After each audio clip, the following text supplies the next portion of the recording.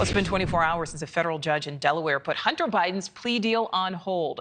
The judge giving both sides 30 days to provide additional information to ease her concerns over the scope of the agreement, which involves tax crimes and a gun charge. Neither Biden's attorneys nor the Trump-appointed U.S. attorney overseeing this case has spoken publicly about what happened in court, nor what happens next. But luckily, we are joined by a former federal prosecutor, Ankush Khardori, who is speaking out. Ankush, thank you so much for your time. First of all, just talk to us about what is in this deal, and is most of it in jeopardy at this point?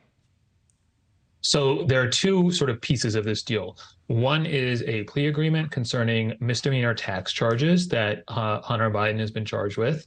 And the other is a pretrial diversion agreement that would resolve a charge for possessing a gun while he was a drug user. And, judging from the comments yesterday and the reporting that came out from it, it sounds like the judge was principally concerned about the scope of the immunity that Hunter Biden would obtain through this agreement. And in particular, how much of the conduct that the government has already investigated is really, this would shut the door on, meaning these charges and this deal and the sentencing would resolve it, or whether the government might be able to come back and still charge Hunter Biden, say, with a foreign agent registration violation on the basis of these same underlying business transactions. So that's, a significant issue, and the judge sort of correctly, evidently, sussed out some ambiguity on the subject and some divergence of views among the parties. But I don't think the whole thing is in jeopardy, simply because this happens from time to time. It's not usually this dramatic, but plea agreements sometimes they hit some friction once they get to the courtroom, where the prosecutor and the defendant are not the only people in charge anymore.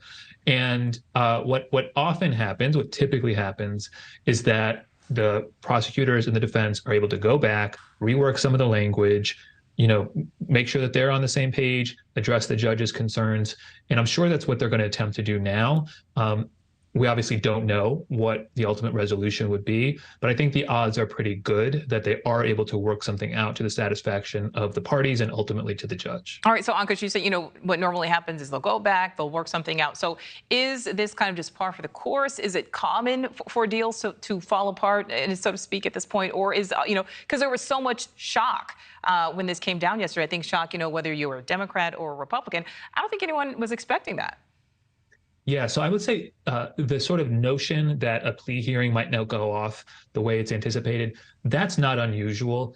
What is unusual about this, obviously the person involved is very unusual, but what is unusual about the way that this plea hearing sort of went awry is that it wasn't the usual situation, which is the defendant maybe gets cold feet, the defendant isn't able to successfully allocute and answer all the judge's questions.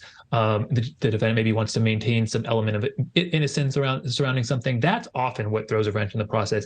This was a legal issue that the lawyer should have had a handle on, or at a minimum should have been capable of responding to the judge's questions kind of crisply and in real time. And it sounds like from the reports, she got understandably a little frustrated by the fact that there weren't clear answers to her questions. All right, so it sounds, based on your first answer, that you do believe they will be able to come to a deal at some point. But is it at least possible that Hunter Biden could potentially end up behind bars? Well, it's definitely possible, right? It's definitely possible that this deal falls through. He now has been charged with the tax crimes and has entered a not guilty plea for the time being. And, if this deal doesn't come to fruition, then the case proceeds like any other case, right? He lodges a defense. If that defense is unsuccessful at the pretrial stage, there's a trial, and so on and so forth. So both possibilities are in play now. You're right about that. All right, yeah, we will certainly see what happens. Again, so many people surprised, so who knows if we will all continue to be surprised as this plays out. Former federal prosecutor Ankush Khardori, thank you so much for your time. Thanks for having me. Thank you for watching. Go to newsnationnow.com to find NewsNation on your television provider. And don't forget to click the red subscribe button below to get more of NewsNation's fact-driven, unbiased coverage.